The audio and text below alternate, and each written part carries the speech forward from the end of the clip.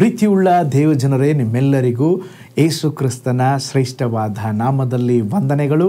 Shalom, ನಿಮಗೆ ಸಮಾಧಾನವಾಗಲಿ. ಈ ದಿನ ದೇವರ ವಾಕ್ಯದ ಜ್ಞಾನಕ್ಕಾಗಿರುವಂಥ ವಿಷಯ ಧೈರ್ಯದಿಂದ ಸೇವೆ ಮಾಡಿರಿ. ಅದಕ್ಕೆ ಆಧಾರವಾಗಿ ಮಾರ್ಕನ ಬರೆದ ಸುವಾರ್ತೆ 8ನೇ ಅಧ್ಯಾಯ 35ನೇ ವಚನ. ತನ್ನ ಪ್ರಾಣವನ್ನು ಉಳಿಸಿಕೊಳ್ಳಬೇಕೆಂದಿರುವವನು ಅದನ್ನು ಕಳಕೊಳ್ಳುವನು, ಆದರೆ ನನ್ನ ನಿಮಿತ್ತವಾಗಿ, ಸುವಾರ್ತೆಯ ನಿಮಿತ್ತವಾಗಿ ತನ್ನ ಪ್ರಾಣವನ್ನು ಕಳಕೊಂಡವನು ಅದನ್ನು ಉಳಿಸಿಕೊಳ್ಳುವನು. ಈಗ ಓದಿದ ವಾಕ್ಯ ಭಾಗದಲ್ಲಿ ಯೇಸು ಸ್ವಾಮಿ ಹೇಳುತ್ತಿದ್ದಾರೆ, ನನ್ನ ನಿಮಿತ್ತವಾಗಿ ಅಂದರೆ ಸುವಾರ್ತೆಯ ನಿಮಿತ್ತವಾಗಿ ತನ್ನ ಪ್ರಾಣವನ್ನು ಕಳಕೊಂಡವನು ಅದನ್ನು ಉಳಿಸಿಕೊಳ್ಳುತ್ತಾನಂತೆ. ಒಂದು ಅದ್ಭುತವಾದ ಸಾಕ್ಷಿಯನ್ನು ಹಂಚಿಕೊಳ್ಳುತ್ತೇನೆ. ಆವಾಗ ನಿಮಗೆ ಇನ್ನೂ ಹೆಚ್ಚಾಗಿ ಈ ವಾಕ್ಯದ ಅರ್ಥ ನಿಮಗೆ ಹೆಚ್ಚಾಗಿ ಸ್ತೋತ್ರ ಅರ್ಥ ಮಾಡಿಕೊಳ್ಳಬಹುದು.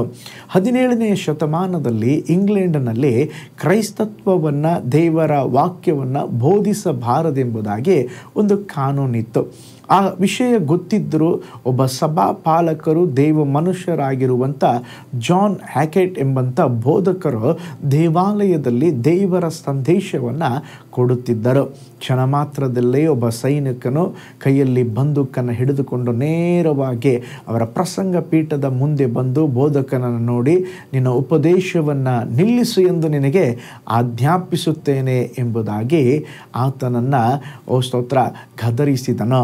ಅದನ್ನು ದಿಟ್ಟಿಸಿ ನೋಡಿದ ಬೋಧಕನು ಆತನನ್ನು ನೋಡಿ, ನಾನು ದೇವ ಸೇವಕನಾಗಿ ನನ್ನ ಕೆಲಸವನ್ನು ಮಾಡುತ್ತಿದ್ದೇನೆ, ನೀನು ಸೈನಿಕನಾಗಿ ನಿನ್ನ ಕೆಲಸವನ್ನು ಚೆನ್ನಾಗಿ ಮಾಡೆಂಬುದಾಗಿ ತಿರುಗಿ ಮತ್ತೆ ಪ್ರಸಂಗವನ್ನು ಅವರು ಮುಂದುವರಿಸಿದರು. ಸೈನಿಕನು ಬೋಧಕರನ್ನು ಅವನು ಬಂದೂಕಿಟ್ಟು ಸುಡಲು ಗುರಿಯಿಟ್ಟವನು ಇದ್ದಕ್ಕಿದ್ದಂತೆ ತನ್ನ ಬಂದೂಕನ್ನು ಇಳಿಸಿ ವೇಗವಾಗಿ ದೇವಾಲಯದಿಂದ ಹೊರಗೆ ಹೊರಟು ಹೋದನು. ನೋಡ್ರಿ, ಅಲ್ಲಿ ಸ್ತೋತ್ರ ಯಾವ ಅನಾಹುತ ಉಂಟಾಗದ ಹಾಗೆ ಆ ಸೇವಕರನ್ನು ದೇವರು ಕಾಪಾಡಿದರು. ನೋಡ್ರಿ, ಆ ಸೇವಕರಿಗಿದ್ದಂಥ ಧೈರ್ಯ, ಆಲ್ರೆಡಿ ಬಂದೂಕ್ ತೋರಿಸ್ತಾ ಇದ್ದಾನೆ, ವಾಕ್ಯ ಹೇಳಿದ್ರೆ ಶೂಟ್ ಮಾಡಿಬಿಡ್ತಾನೆ ಎಂಬಂಥ ಭಯಪಟ್ಟು ಸಂದೇಶವನ್ನು ನಿಲ್ಲಿಸಲಿಲ್ಲ. ಧೈರ್ಯವಾಗಿ ದೇವರ ವಾಕ್ಯವನ್ನು ಹಂಚಿದನು. ಅದಕ್ಕೆ ಕೀರ್ತನೆ 91:14-15 ನಾವು ನೋಡ್ತೇವೆ, ಅವನು ನನ್ನಲ್ಲಿ ಆಸಕ್ತನಾಗಿರುವುದರಿಂದ ಅವನನ್ನು ರಕ್ಷಿಸುವೆನು, ಇಕ್ಕಟ್ಟಿನಲ್ಲಿ ಹತ್ತಿರವಿದ್ದು ಅವನನ್ನು ತಪ್ಪಿಸುವೆನೆಂಬುದಾಗಿ ದೇವರು ಹೇಳುತ್ತಾ ಇದ್ದಾರೆ. ನೋಡ್ರಿ, ಅಬ್ರಾಹಮನ ಬಳಿ ಇಸಾಕನನ್ನು ತನಗೆ ಯಜ್ಞೆ ಮಾಡುವಂತೆ ಕೇಳಿದಾಗ ಅಬ್ರಾಹಮನು ದೇವರಿಗಾಗಿ ತನ್ನ ಒಬ್ಬನೇ ಮಗನನ್ನು ಪ್ರೀತಿಯಿಂದ ಮುದ್ದಾಗಿ ಬೆಳೆಸಿದ, ತನ್ನ ಎಲ್ಲ ಆಸ್ತಿಗೂ ಅಧಿಪತಿಯಾಗಲಿ ಇರುವವರನ್ನು ಸ್ತೋತ್ರ ಕಳೆದುಕೊಳ್ಳಲಿಕ್ಕೆ ಈಗ ಮುಂದಾದನು. ದೇವರು ಅಬ್ರಾಹಮನ ಹೃದಯವನ್ನು ನೋಡಿದರು, ತನ್ನ ಮೇಲಿನ ಪ್ರೀತಿಯನ್ನು ನೋಡಿದರು. ತನ್ನ ಸೇವಕರು ತನ್ನ ಪ್ರೀತಿಯ ನಿಮಿತ್ತವಾಗಿ ತನ್ನ ಒಬ್ಬನೇ ಮಗನನ್ನು ಕಳೆದುಕೊಳ್ಳಲು ಸಹ ಸಿದ್ಧವಾಗಿದ್ದಾನೆಂಬುದಾಗಿ ದೇವರು ನೋಡಿ ನಂತರ ಅಬ್ರಾಹಮನೇ ಅವನ ಮೇಲೆ ನೀನು ಕತ್ತಿ ಹಾಕಬೇಡ ಎಂಬುದಾಗಿ ಅವನನ್ನು ಸ್ತೋತ್ರ ಬಿಟ್ಟು ಅಲ್ಲಿ ಬೇರೆ ಇನ್ನೊಂದು ಸ್ತೋತ್ರ ಕುರಿಯನ್ನು ಯಜ್ಞಕ್ಕೆ ದೇವರು ಒದಗಿಸಿಕೊಟ್ಟರು. ಪ್ರೀತಿಯುಳ್ಳ ದೇವಜನರೇ, ಸ್ತೋತ್ರ ನಮ್ಮ ಜೀವಿತದಲ್ಲಿ ನಾವು ಯೋಚನೆ ಮಾಡೋಣ. ನಾವು ಸುವಾರ್ತೆಯನ್ನು ಸಾರುವುದಕ್ಕಾಗಿ, ಆತ್ಮಗಳನ್ನು ಗೆಲ್ಲುವುದಕ್ಕಾಗಿ ಸ್ತೋತ್ರ ನಾವು ಭಯಪಟ್ಟು ನಾವು 4 ಕೋಣೆಯ ಒಳಗೆ ಇರಬಾರ್ದು. ನಾವೇನು ಮಾಡಬೇಕಂದ್ರೆ, ದೇವರು ನಮಗೆ ಆಜ್ಞಾಪಿಸಿದ್ದಾರೆ, ಸುವಾರ್ತೆಯನ್ನು ಹೋಗಿ ಸಾರಿರಿ, ಅನೇಕರಿಗೆ ಅವರು ರಕ್ಷಣೆ ಹೊಂದಿಕೊಳ್ಳಬೇಕೆಂಬುದಾಗಿ ದೇವರ ವಚನ ಹೇಳುತ್ತದೆ. ಆದುದರಿಂದ ಭಯಪಡದೆ ಧೈರ್ಯದಿಂದ ಮುನ್ನುಗ್ಗಿ ನಾವು ನಮ್ಮ ಕೆಲಸ ಮಾಡೋಣ. ವಿರೋಧಿಗಳು ಅವ್ರ ಕೆಲಸ ಏನು ಮಾಡಬೇಕು ಅವ್ರು ಮಾಡ್ತಾ ಇರ್ತಾರೆ. ಆದ್ದರಿಂದ ಅದಕ್ಕೆ ನಾವು ಭಯಪಟ್ಟು ಹೋಗುವುದು ಬೇಡ.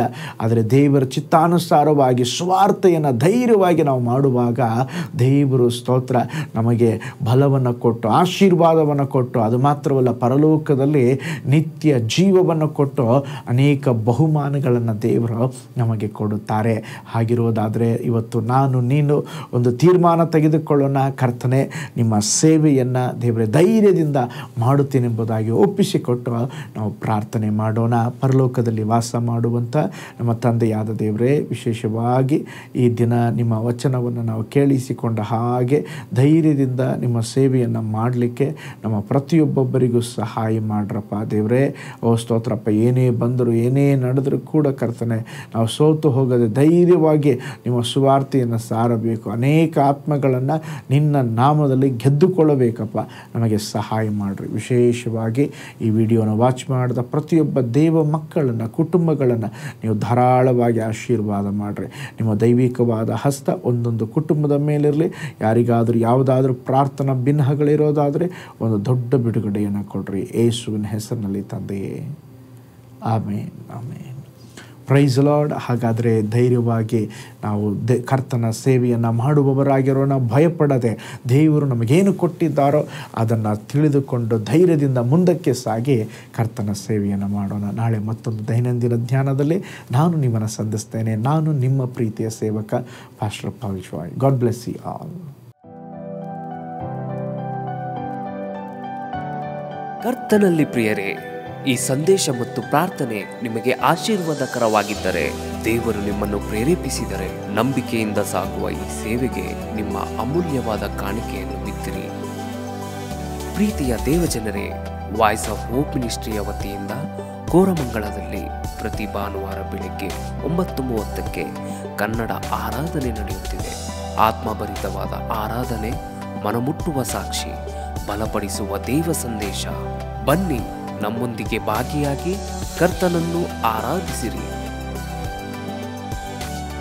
ನೂತನ ತಿಂಗಳ ಆಶೀರ್ವಾದ ಕೂಟ ಪ್ರತಿ ತಿಂಗಳು ಮೊದಲ ದಿನ ಸಂಜೆ 7 ಗಂಟೆಗೆ. ಪ್ರತಿ ತಿಂಗಳು 2ನೇ ಶನಿವಾರ ಬಿಡುಗಡೆ ಉಪವಾಸ ಪ್ರಾರ್ಥನೆ ಕೂಟ ಬೆಳಿಗ್ಗೆ 10:30ಕ್ಕೆ. ನಿಮಗಾಗಿ ಪ್ರಾರ್ಥಿಸಬೇಕೆ? ನಿಮಗೆ ಯಾವುದಾದರೂ ಪ್ರಾರ್ಥನೆ ಮನವಿಗಳು ಇರುವುದಾದರೆ ಕೆಳಗಿನ ನಂಬರಿಗೆ ಕರೆ ಮಾಡಿ ಅಥವಾ ವಾಟ್ಸಪ್ ಮಾಡಿ. ಈ ಆತ್ಮಿಕ ಸಂದೇಶಗಳು ನಿಮಗೆ ಆಶೀರ್ವಾದಕರವಾಗಿದ್ದರೆ ಲೈಕ್ ಮಾಡಿರಿ. ಇಂಥ ಅದ್ಭುತ ಸಂದೇಶ ಪ್ರತಿದಿನ ನೋಡಲು ಬಯಸುವುದಾದರೆ ಸಬ್ಸ್ಕ್ರೈಬ್ ಮಾಡಿ ಹಾಗೂ ಇತರರೊಂದಿಗೆ ಶೇರ್ ಮಾಡಿರಿ. ಕರ್ತನು ನಿಮ್ಮನ್ನು, ನಿಮ್ಮ ಕುಟುಂಬವನ್ನು ಆಶೀರ್ವದಿಸಲಿ.